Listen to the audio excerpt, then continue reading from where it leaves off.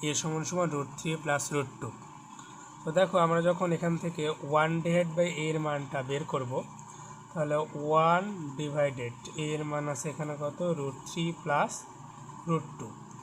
এখন আমরা এসব ম্যাথের ক্ষেত্রে অলওয়েজ নিচে a স্কোয়ার মাইনাস বি স্কোয়ারের সূত্র অ্যাপ্লাই করব। a স্কোয়ার মাইনাস বি স্কোয়ারের সূত্র আমরা জানি a plus B into a minus B. তো দেখো আমাদের এই নিচে দেওয়া আছে √3 প্লাস √2।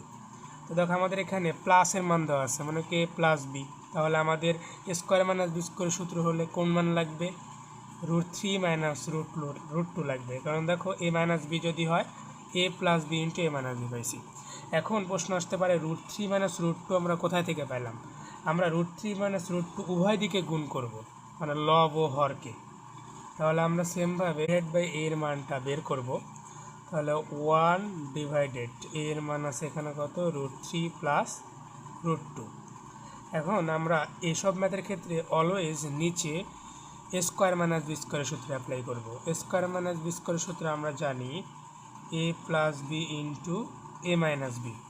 তো দেখো আমাদের এই নিচে দেওয়া আছে √3 প্লাস √2।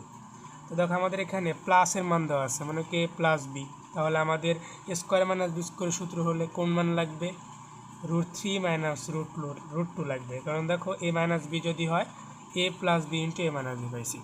এখন প্রশ্ন আসতে পারে √3 মাইনাস √2 আমরা কোথায় থেকে পেলাম।